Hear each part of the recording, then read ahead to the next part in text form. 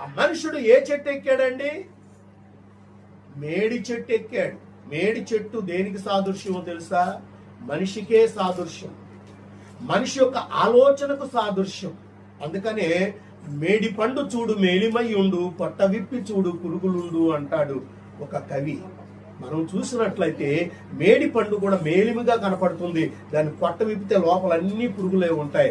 మన జీవితం కూడా అలాగే ఉంటుంది. మనం బ్రహ్మాండంగా మనం అలంకరించుకొని ఉంటాం, బ్రహ్మాండంగా మనం తయారైపోయి ఉంటాం, ఎంతో చక్కగా సెంట్లు అత్తర్లు అన్ని పూసుకొని ఉంటాం, పౌడర్లు రాసుకొని ఉంటాం, చక్కగా స్నానం చేస్తాం, చాలా అందంగా కనపడతాం.